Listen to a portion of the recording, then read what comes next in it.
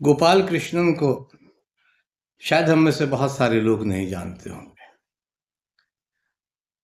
लेकिन उनकी जो खूबी है, जो उनकी काबिलियत है, उसने उन्हें मशहूर कर रखा है। हमारे यहाँ जिस तरह दशरथ मांझी को माउंटेन मैन कहा जाता है, उसी तरह गोविंदन गोपाल कृष्णन को मॉस्क मैन ऑफ इंडिया, यानी भारत के मस्जिदों का मैं पुरुष कहा जाता है। ये गजब तरह की बात है, क्योंकि गोपाल कृष्णन ने अपनी काबिलियत और अपने हुनर से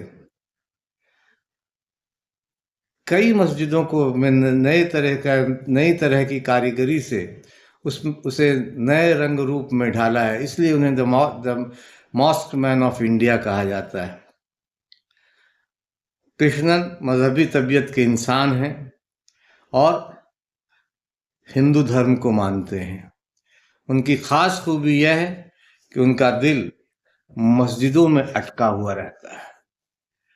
गोपाल कृष्णन ने किसी स्कूल या कॉलेज से वास्तुकला यानी आर्किटेक्ट की कोई नियमित तालीम हासिल नहीं की, बल्कि खुद से सब कुछ जानने सीखने की ललक की वजह से सब कुछ पढ़ा, जाना, सीखा और इस कला में फिर पारंगत हुए। और फिर बाद में वो इसमें कुछ इस तरह से रमे कि इसमें डूबते चले गए। उनकी उम्र करीब 87 साल है। गोपाल कृष्णन को मस्जिदों की वास्तुकला से कुछ खास लगाव है। इस देश में जब मस्जिदों और मंदिरों को लेकर बहुत सारे बवाल होते रहते हैं, वहाँ गोपाल कृष्णन के मस्जिदों से लगाव उन्हें एक अलग तरह की छवि उनकी एक अलग तरह की छवि पेश करता है। ये उसकी छोटी छोटी बारियां क्यों नहीं, गोपाल कृष्णन मस्जिदों की छोटी छोटी बारीकियों से भी वाकिफ है और उन्होंने एक दो नहीं दर्जन मस्जिदों की डिज़ाइन तैयार किए हैं। वास्तुकला के मुताबिक उन्होंने मस्जिदों की डिज़ाइन तैयार किए हैं। बीमापल्ली के दक्षिण भारत के बीमापल्ली उनकी पहली बड़ी मस्जिद थी। 3 एकड़ में बनी मस्जिद है।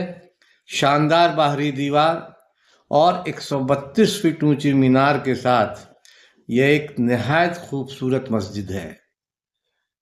इसे पूरा करने में लगभग 18 साल गोपाल कृष्णन को लगे, क्योंकि इसका निर्माण पूरी तरह से आम लोगों को मिले चंदे से किया गया था। आम लोगों ने चंदा किया, इस मस्जिद का निर्माण किया और जब जैसे जैसे चंदा आता गया, मस्जिद का निर्माण होता गया। बीमापल्ली में उन्होंने पूरे ढांचे में डिजाइन थीम के रूप में कमल की आकृति का उपयोग किया।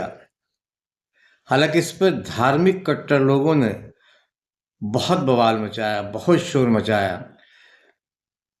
गोपाल कृष्णन का बड़ा आसान सा, जब ये एक फूल किसी कहना का जवाब था, जब शोर हुआ, बहुत सारी बातें हुई, तो उन्होंने जवाब दिया कि एक फूल किसी भी धर्म का हिस्सा कैसे बन सकता है, कैसे बन गया। कमल एक खूबसूरत फूल है, ये हमारा राष्ट्रीय फूल है।